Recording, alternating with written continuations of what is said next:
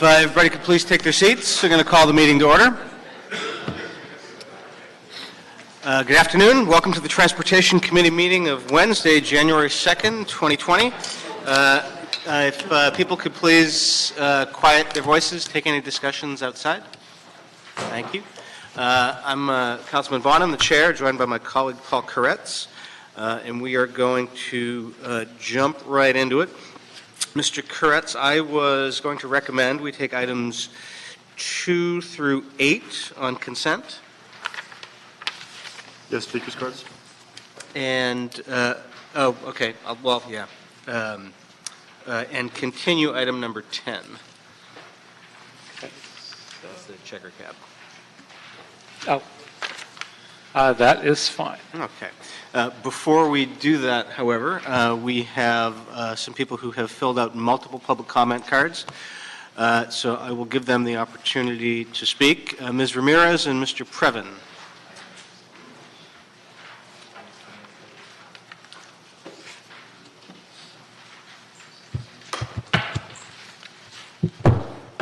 Thank you. And 2 minutes for all the items and then a minute for public comment. fair enough. Welcome back. Obviously, transportation meeting on January 22nd at 1 p.m. Appears to be in conflict with 2 other meetings at 1 p.m., so I would recommend staggering those meetings going forward. I wanted to raise the question about the TNCs and about, the research that's going on about how to deal with our pass-throughs, that people coming over Laurel Canyon, Paul Koretz knows what I'm talking about, he's in the neighborhood, sort of, coming down into Studio City, and what you've got is people going to the right and left to avoid the snarl at Laurel Canyon and Ventura Boulevard. It makes sense. Now, certain characters, including Paul Krikorian, are trying to prevent people by putting up nickel and diming people with road signs from doing such things. The allegation is that Waze is sending people to the east down Laurel Terrace and Carpenter. I don't want to get into the weeds, but it's not Waze, it's common sense. And to do what they want to do, which is make it one way, just creates a bigger, more unpleasant problem. So I would ask that you get, if Reynolds or one of her people who are listening, to hold on to that idea, because it shouldn't be executed. Gibson Transportation, Michael Nagels, the city attorney who handles transportation, represents the client, Salita Reynolds. I don't want to file a lawsuit, but I have asked for the invoices for the Gibson Transportation study of this work, where they want to close down and put up signs saying no left turn during hours, which is going to screw, frankly, in the nice official sense, lots of Angelinos who come down the hill. It's like putting a billboard up on our the bottom of our hill with a big finger to people who are coming down to come into Studio City. So we don't want to do it, and we would like the records. The public records are now late. We made a request in October for the records, for the invoices, and the schedule of the meetings, because this is what we call a whisper campaign. So half the people know about it, half the people don't, and now in election time, we're all disarray. What's the council member going to do? So that's a ripe situation which we don't like. For the general public comment, I'm just going to give you 1 minute on why I feel that the preferential parking districts, which you have a plethora of on your agenda today, there's a dozen, not dozens, but many, are deal with the devil. I understand why people want to protect some right-of-way in the front of their home. But what about, again, the remaining throngs who can't find a place to be? I just don't see this model as being a model that has legs. It's a model that quickly protects your neighborhood, but it doesn't protect. And you may say, well, doesn't this guy just talk about not having a bunch of crazy? Those are not to protect. Those are basically crazy rules to button down your neighborhood. That's not what I want. I want open, fair public roadways where individuals have a chance, at least, to park. And I have to take note, because now I hear that 5611 and 8502, because it's election time, no good election should go to waste. So we're amping up the hardcore. Now we hear that they're enforcing to the letter of the law. It's tragic. You're not accommodating the people who Thank you, live Mr. here. Previn. Is Ms. Ramirez here? Okay, Ms. Ramirez is not here. She has lost her opportunity. That concludes the... You have 2 speakers for item 10. Yes, and we're continuing item 10. Thank you. So item 10 for the 2 speakers who are here is going to be continued until the next meeting, Eric? Yeah, until the next meeting. Thank you. So that concludes public comment, and that leaves us, we're going to move on consent items 2 through 8 and continue item number 10. Thank you. So that leaves us with items 1, 9, and 11, and we will start with item number 1. Item number 1 is the LADOT General Manager to present a verbal report relative to the department's ongoing projects and recognition of department employees for outstanding service. Good afternoon, committee members. So today we have 2 very special employee recognitions that I want to take a little bit of time to do. So when I call your name, please stand up. First, Jarvis Murray.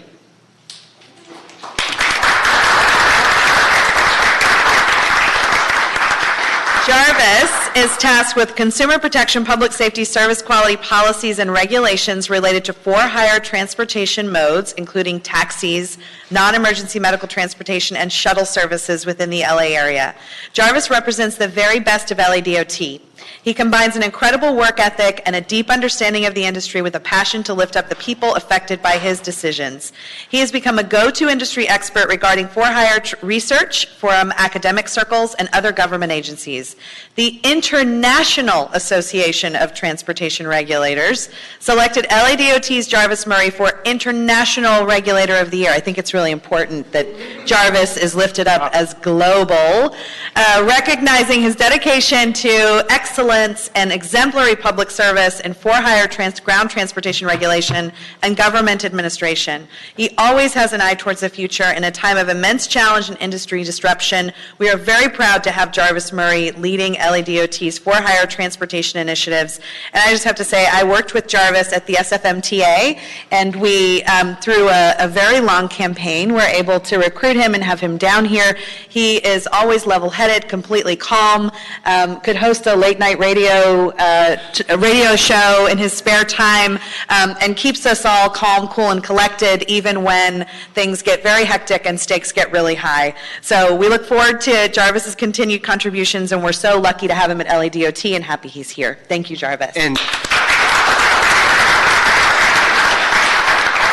And next time we have Jarvis at the table, we will call him up as the internationally recognized. Please do. I was hoping it would be intergalactic, but we're not there yet. So next, I want to recognize Nora Frost.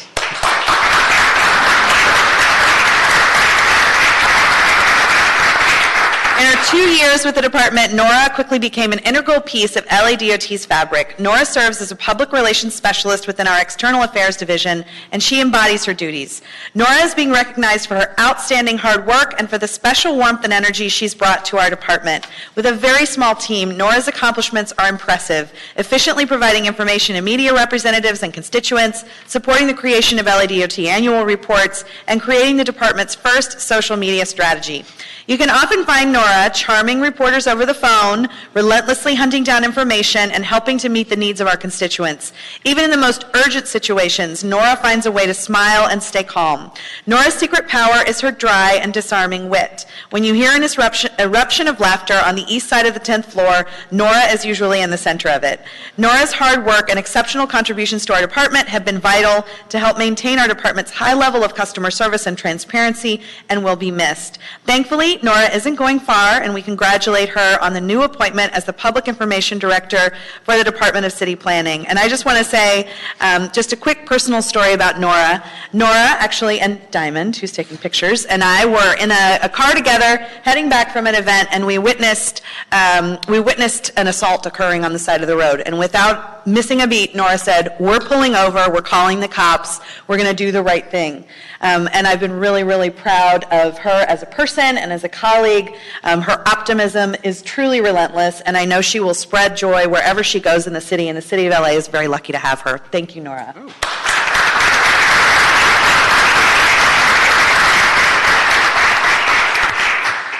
Why'd you let Bertoni steal her?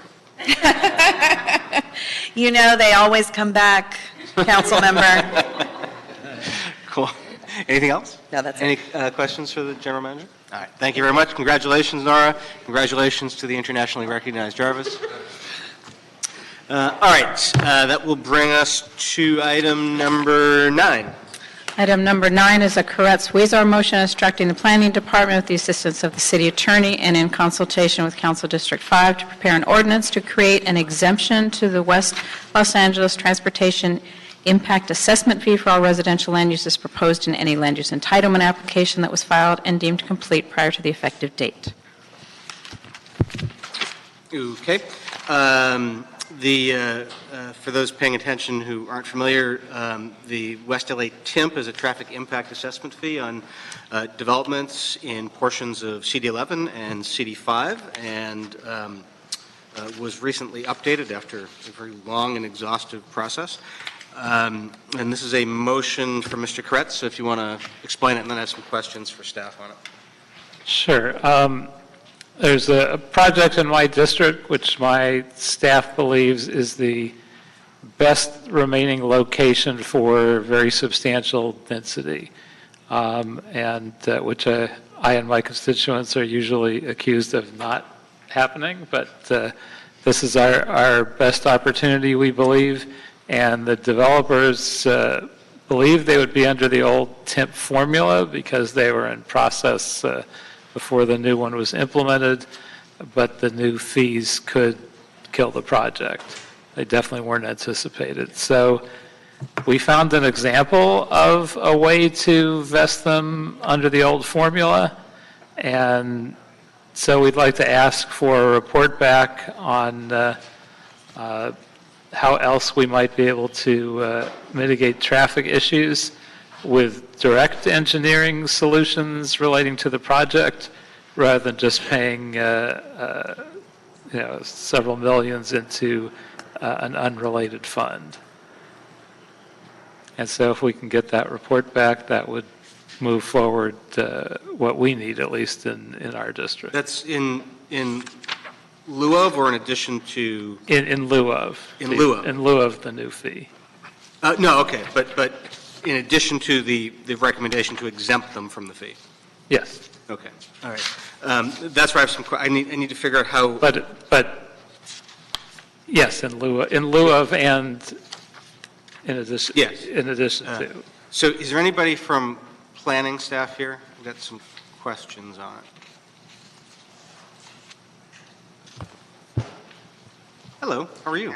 Rebecca, Plan Department. Just wait for my colleague. Hello, council members. Connie Polini-Tipton, LA City Planning. Cool. Thanks both for being here. So my understanding is that what the motion would do would change the effective date of the fee. That's correct? Yes, the motion asked for us to go back to when the actual ordinance was in effect, which was June 28th, to go back and exempt projects with that in mind. Okay. And how many, I know what the impact would be on this project and what the proposed remedy is there, but I'm curious how many other projects, particularly in CD11, would be impacted by this change. Do we know? Right. We haven't had the opportunity to go back and look at the exact number of projects that would be impacted, but we're happy to come back and report on that. Yeah, I definitely would need to see that because I'm not all that wild about letting projects in my district off the hook for the transportation fees, and even if I were, I would want to have a similar remedy that is applying to this project. But I mean, I don't know if it's no projects or if it's 20 projects or anything like that. On the question of the notice to the developers, this was part of the mobility plan update. So my understanding was that property owners were given notice of what was going on. Can you tell me what the outreach was? Sure. This is Connie Polini-Tipton. The West LA and Coastal Transportation Corridor specific plans were both updated over a period of over 10 years. And so during that time, we held 9 public hearings, and we noticed 250,000 property owners on the west side in council districts 5 and 11. In addition, during that time period, there was a flag on the properties that were meant to serve notice to any property owner in the plan areas that there's a case updating the specific plans and the fees. So people had the opportunity to be aware that the fees were being updated. We understand that's over a long period of time, but there was several opportunities and methods that were used to notify property owners. So, and correct me if I'm wrong, because my memory sometimes is spotty, but I have a vague recollection that we phased this in, and so based on when in the process something was filed, it's either the full fee if it was really late, or 2/3 of the fee, or 1/3 if it was early, right? That's correct. Again, Connie Pelini-Tipton, there's a 3-phase phase-in for the fee. So to this date, projects are not paying the full fee. They will not be paying the full fee until mid-October of 2020. And isn't the, so it's not even the full fee. It's either 1/3 or 2/3. And isn't there some provision in the TIMP ordinance that you can get credit on your fee for stuff? Yes, Connie again. There are multiple provisions that allow flexibility in how the fee is determined. So there's affordable housing fee credits. So for affordable housing, you either pay no fee or half of the fee. There's replacement, so on-site credits for the land use that's already being, that's in place and will be replaced. There's a credit for that. Additionally, there's an In-Lieu transportation improvement credit. So if the project can build the transportation improvement per DOT's guidelines, then the fee can be reduced by that on-site improvement, because ultimately the goal of the specific plans is to mitigate traffic impacts and provide for mobility options on the west side. So on the second part of what Mr. Koretz was asking for, the report back, isn't it possible that some of the stuff that would be asked or imposed is something that would actually deduct the fee that they're being assessed? Again, it's possible, not knowing the details of the project, but we could report back on that if directed. Because it may achieve the same goal. So, because this will affect my district, but I don't know how much. I'd like to get a report back on that before I can vote to move it forward, because I just have no idea if it affects a project or 20 projects or whatever in CD11. I'd like to see that, if that's okay. And presumably the ones affected in your district would be only the ones under the same circumstance where they began the process but weren't considered vested. Yeah, but I mean, if then they only have a 1/3 of the fee, then, you know, I'm okay with that. And I know your constituents are cool. I would need to get my constituents cool with what the projects are, particularly if they're big ones. As you know, West Siders have opinions on. I haven't noticed. Okay, how quickly do you think you could do that? Could you do that in the next couple weeks? Sure. Okay, is that okay? That's great, thank you. All right, so we will do that. We'll hold that, waiting on the report. Thank you very much. Always good to see planning here at T Committee. All right, that brings us to item number 11. Yes? Item 11 is the Chief Legislative Analyst Report and Los Angeles World Airports to report relative to the regulatory oversight of transportation charter partner carriers and transportation network companies. Okay. We have two speakers, Arnold Sachs and Doug Mensman. You can't sit.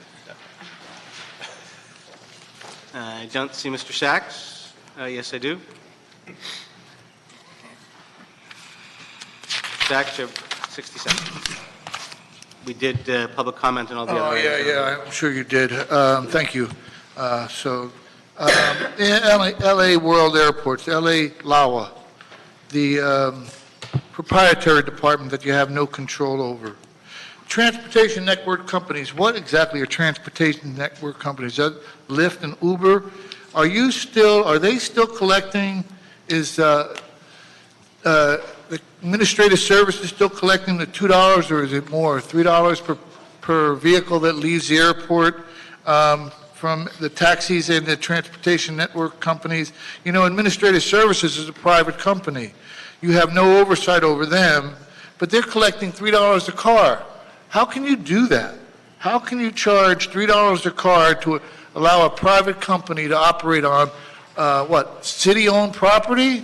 It is city-owned property, and that's quite a bit of construction they're doing across the street by the bus terminal, Mr. Bond, and I'm certainly glad you let your constituents know about that. You must feather in your cap, or up your ass, whichever. Thank you very much.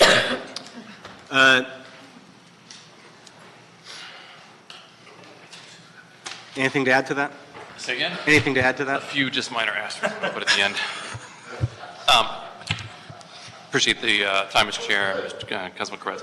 Not to give away the ending, appreciate the report Lara put together here, and do like to see that there's now some recognized value in participating in the MDS and collecting this here in the city so that we can utilize that information to better plan transportation and landside getting it out of the airport for sure.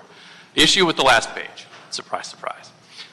The councilman is a little disappointed to see that LAWA is not necessarily as enthusiastic about working with the driver registration or protecting the passenger public as we would like to have seen out of this report. I would argue that their statement says none of the drivers are providing services are individually permitted, rather they are permitted through the company.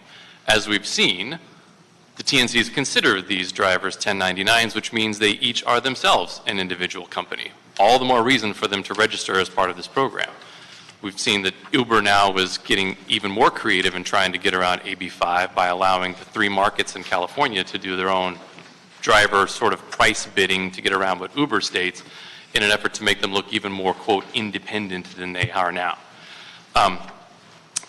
I think that, and the councilman believes that, and Mr. Nagel can correct me if I'm wrong here, when it says that this would be duplicative, I don't know of any centralized database the PUC maintains of TNC drivers in the state of California. So I don't know what gathering this information would duplicate. Do you? No, I don't. Okay. So that said, Which page are you referring to, Doug? 9, the second and third paragraphs on the page there. Of the LAWA report? Exactly, yes, sir. What we would love to see out of committee here, and I believe that DOT can speak to this as their willingness here, is if the agency believes that this type of registration and maintenance is a bit too administratively burdensome on them, then I would like to request that the committee ask the Department of Transportation if they would have the capacity to do so. And Mr. Internationally recognized Jarvis here, who has commented and opined on this in the past, I believe it could get as intelligent a man as he is into some very creative solutions on how we could do this, which is not, I'm not asking for a licensure or a permit because the PUC has that, simply asking for a registration database so we can maintain tabs, so to speak, on those who are, we, the airport and the city, are entrusting with the safety of the traveling public in the city of LA. Okay. Sir. Thank you much. Thank you. Do you have any questions for CD2? No, I don't think so. Okay. Mr. Greenspan, you get 60 seconds. Is that just general public comment? No, it's for this particular item. We did it, general public comment, and all the other items already. This is the only item left. Oh, which item is that? This is the TNCs, item 11. The what? TNC, item 11. Oh. So it may pass. Let me take a quick glance at it. Pass. Okay, thank you much. Okay, so we have quite a cast with us today. Why don't we choreograph this as follows? CLA, City Attorney, LAWA, DOT.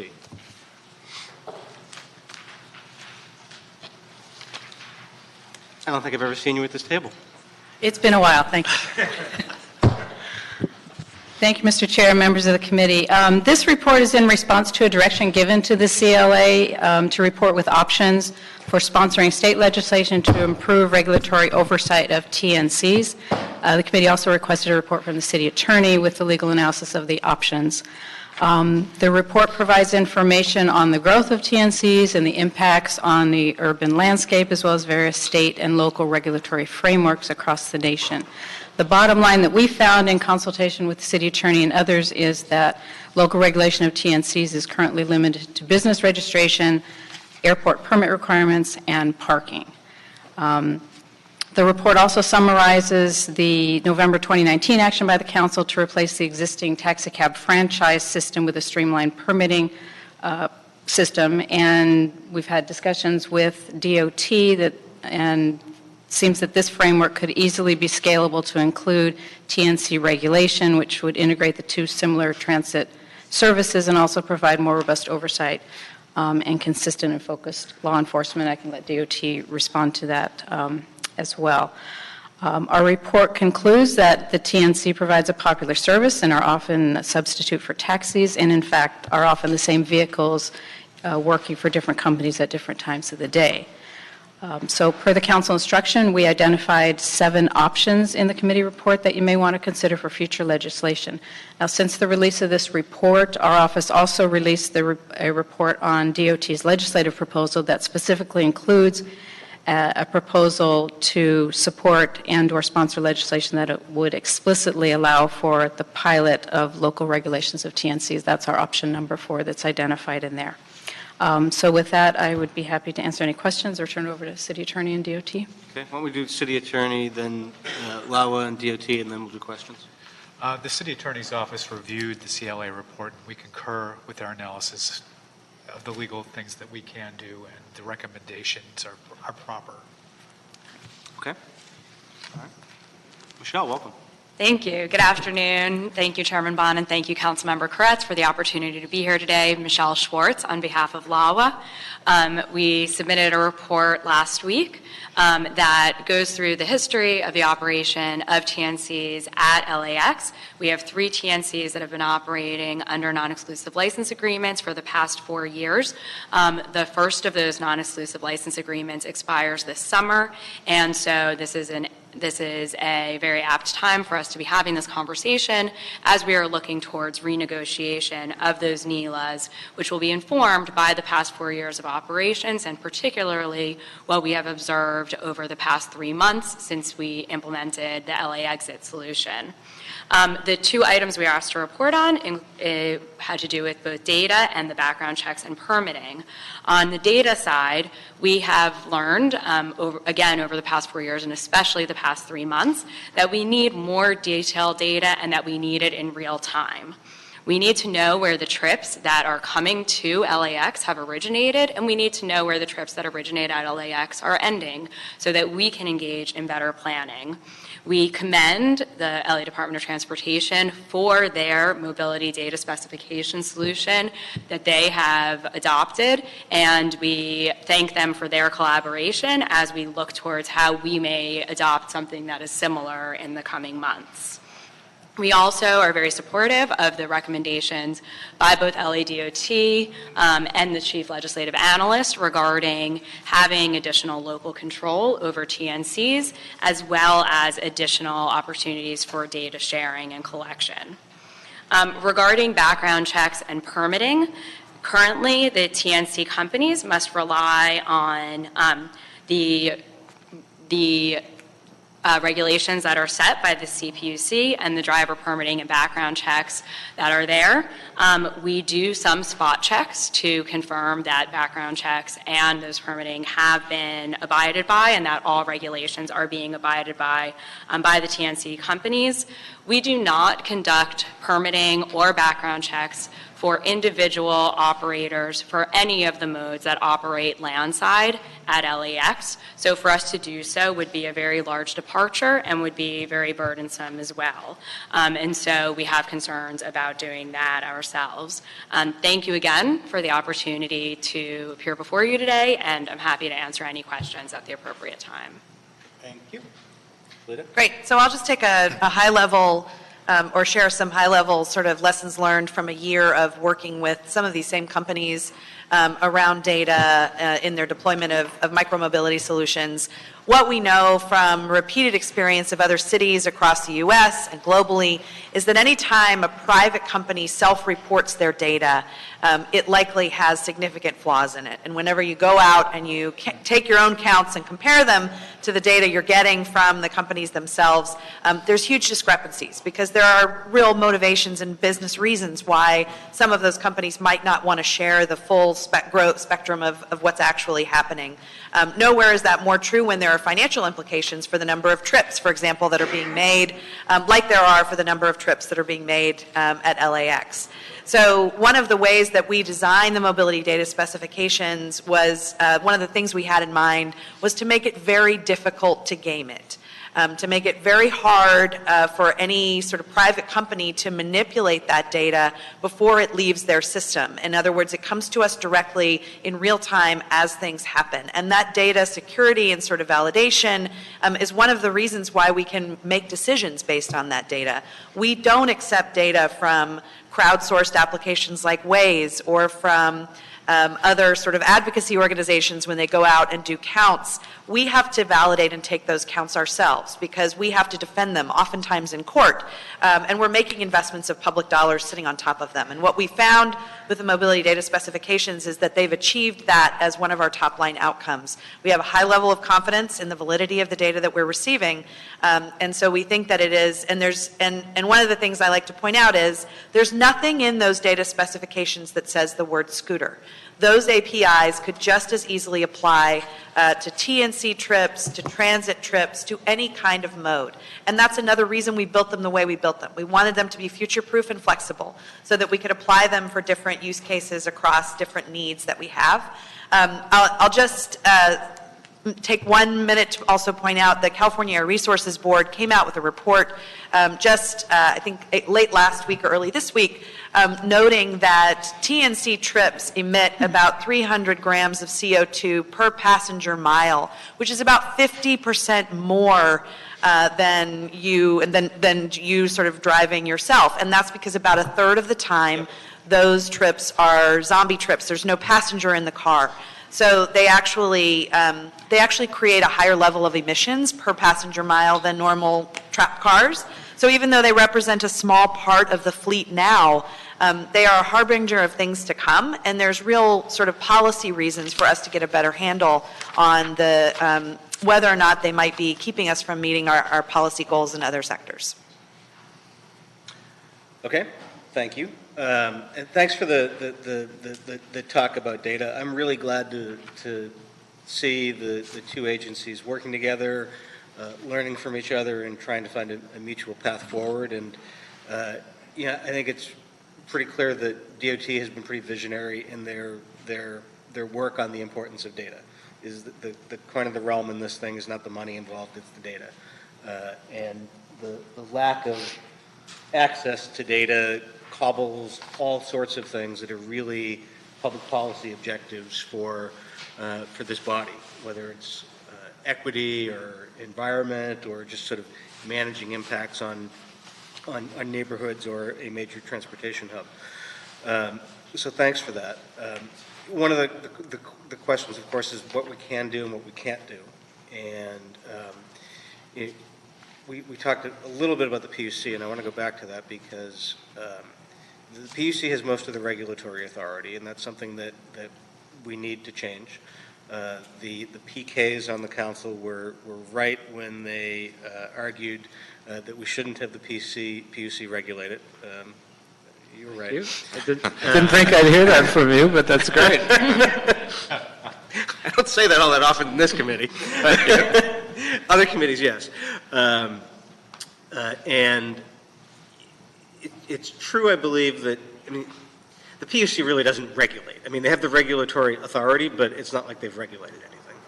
And my understanding is DOT has more inspectors and compliance staff for taxis than the PUC has for TNCs for the entire state. Is that correct? Correct. Yes, correct. Yeah, that's ridiculous. Just curious, what other states have completely preempted local jurisdiction? I believe Texas is the the only other state that's totally preempted other local jurisdiction. Okay. I'll just let that go without comment. I don't think I need to say anything more. I don't think we want to be like Texas in that regard. In fact, they did that because Austin was actually trying to bring some order to stuff, right? Okay. That's right.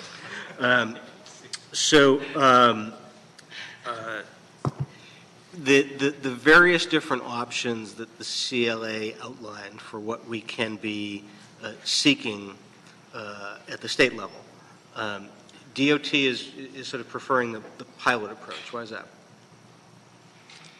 I mean, I think we have our set of regulatory sort of asks that's heading to be heard in rules. It's pending before rules whenever they schedule it. Right.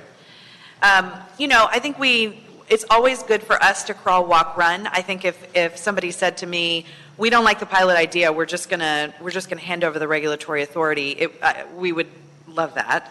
Mm-hmm. But we also know that, anytime we take on regulation of a new mode, we need to do it in a way that allows us to learn, and because we might not get the legislation right the first time, and we want to make sure that we do that, because we have a sense that we may only get one bite at that apple, and that may be now.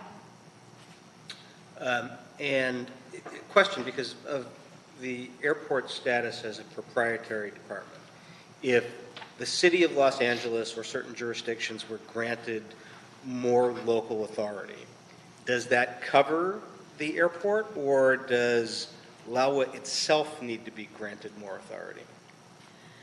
So my understanding is that we already have a good deal of authority. We have worked in every instance to make sure that we are able to maintain control over what happens at the airport. Mm-hmm. And so when the state looks at new modes of transportation and looks at how they are going to be regulating those, we make sure that we are able to retain our control. And so through our non-exclusive license agreements, we have a good amount of control there. True. Okay. And what are the things that, just put it on the record, what are the things that we want to get out of having local control? I think we want to be able to start to do some of the things that the New York City Taxi and Limousine Commission has done. So to be able to look at the fleet of for-hire vehicles as a single fleet that provides options for people moving around, including taxis. We want to level the playing field between taxis and TNCs. We want to bring in TNCs under the open market permitting system that we have. So we want to bring in some revenue to offset the costs of enforcing and regulating them. And then we want to be able to start thinking through things like, are we able to now, I'll give you an example from the Taxi and Limousine Commission in New York City. They've been able to start to sort of assert a little bit more control over both the overall number of TNCs that are circulating at any given time and the amount of deadheading that's happening in particularly congested parts of the city.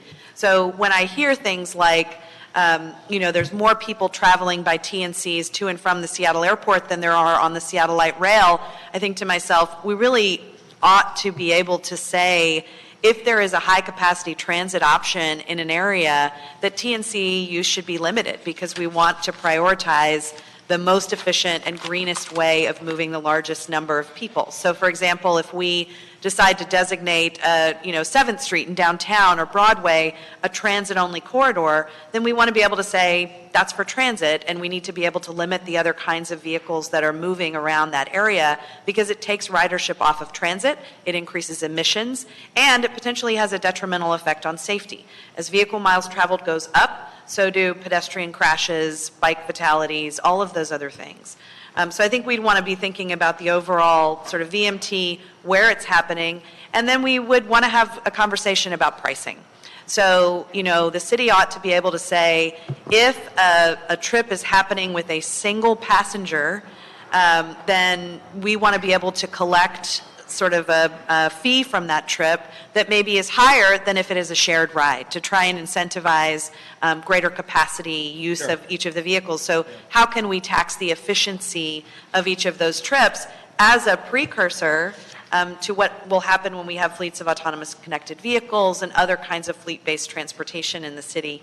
And then the last thing is the TLC is probably the only body that maintains a comprehensive record and investigates and resolves assaults that occur in for-hire vehicles. We do that for taxis. We would like to eventually, someday in the future, be able to do that for TNCs as well. Earlier this year, there was quite a bit of reporting about how many assaults happen on Uber and Lyft's platforms that go unreported to law enforcement. And that those platforms do not consider it their responsibility to either catalog, prevent, or report those assaults when they occur. From my perspective, that is a right duty of local government and in the public interest and the public good, and that's something that we'd want to start to be able to do for any for-hire vehicle moving around the city of Los Angeles. And with more local control, at least as anticipated by the proposal before Rules Committee, would we have the ability to regulate fleet mix and insist on more electrified vehicles? The same way that we are able to regulate the emissions for taxis, I think we would want to be able to do the same thing for TNCs. I know that Council District 2 commented also about employment protections. If you drive for TNC in Los Angeles, you make less than minimum wage. So it would be in your economic interest to do almost anything other than drive for TNC. And we know with AB5 that there's an interest to provide more employment classifications. So I don't want to go too far down the road of driver information, because I think that opens, it's not black and white, but I would be remiss if I didn't put that on the record as another sort of policy area that we want to start to be able to think about and influence. And equity as well, I presume. Yes. Making sure that neighborhoods that are underserved by TNCs that we mandate are served by taxis get served. Correct. My last question before I go to Mr. Koretz is, you alluded to CD2's testimony. I'll be honest, I didn't quite understand what he was talking about. It sounds like something they want LAWA to do. They're disappointed that LAWA's not doing it, and they're wondering if DOT can do it for LAWA. Did I get that part right? That was my takeaway, yes. They want not a driver background check and clearance, but a driver registration, so a database of everybody who is driving on one of those platforms in the city limits, is my understanding. Thoughts from either of you? I'll defer to Jarvis to just talk about the scalability of doing that for TNCs. I mean, we currently do that for taxi drivers, obviously. Right. We currently do it for all of our for-hire modes, actually. So it's not just taxi drivers for us. It includes our ambulance drivers, our non-emergency medical drivers, as well as shuttle drivers here in the city, as well as our bus drivers that do our DOT dash buses. So in that sense, being able to do that wouldn't be a problem. And we're actually working on the software to make that even more scalable so that there's a lot less need for drivers to come into the office and do a lot of that work online, to the point now where we would like them to come into the office for their photo, because we still give them registration cards, ID cards, but beyond that, renewals and all those things will start to happen online, payments online, things of that nature. And this includes our drug testing. That's actually done by third parties and submitted to us. And the fingerprinting as well. We still fingerprint all of our drivers. They can do it in our office. They can also do it with third parties and submit that information to us. We collect that information and keep that on their files. Okay. So it sounds like it's feasible, but it also sounds like it would be a standalone motion that Mr. Krikorian should probably submit. It sounds like there'd be some budget implications and stuff like that. So. Yeah, and to create a registry of drivers, I think we would want to be clear about what we were going to do with it and why. We don't have regulatory authority to background check them, and so if we're going to maintain a registry, then I think you're talking about holding people's identities, and we just want to be really thoughtful and clear about what we would do with that information, how long we would store it, who could access it, et cetera. Sure. And given this is a receive and file report, it should be a separate motion for him to submit. Mr. Kretz? So with all these options, we're suggesting that council look at one of those and come back with a motion to that effect, or what's the purpose in listing these options? The purpose was just to identify, as you requested. I mean, it's a receive and file report. That was our recommendation. But again, there's the legislative program that's going to Rules Committee that does have a specific resolution and recommendation for the pilot. Okay, and yeah, I guess we're all figuring out what some of us thought was obvious a while ago, that there are all these flaws in the system because they don't regulate. So, I mean, we were hearing about Uber drivers taking a woman somewhere and she waking up the next day and finding she was naked in bed with her Uber driver when she came to, and other similar cases. That was all before we decided to support them. The problem that they don't really service folks that need disabled services. They don't service some areas. All the things they don't do because they don't have to, because they're essentially unregulated by the PUC. And the airport, I believe at the time we made our deal with them, recognized that they could have leveraged a lot more control because they want to operate the airport. So they would have had to agree to other regulations that we might have wanted to put in. But the airport proactively made the determination not to take too much control either. I believe they could leverage more if they chose. I would like to see us either transfer regulatory oversight to the city, full regulatory oversight, even if it is a pilot program, because I don't know that we're responsible to drag every other city in the state into this.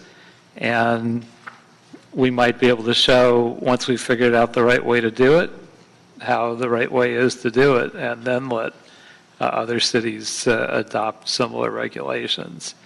But I'd either like to see us transfer full regulatory oversight to all cities, or at least to the city of Los Angeles. I think it would have essentially the same impact on us, except it would give us a chance to make some mistakes and let other cities throughout California avoid making those same mistakes. But I'd like to see us do it. I don't know what the process is from here to help make that happen. It's the Rules Committee action, yes? Yes. Which is pending. Yes. And so if the Rules Committee, this is our Rules Committee. Yeah. Yes. If they approve it, then what's the next step? Then the mayor's office, working with DOT, would try to find an author and identify and go through the legislative process.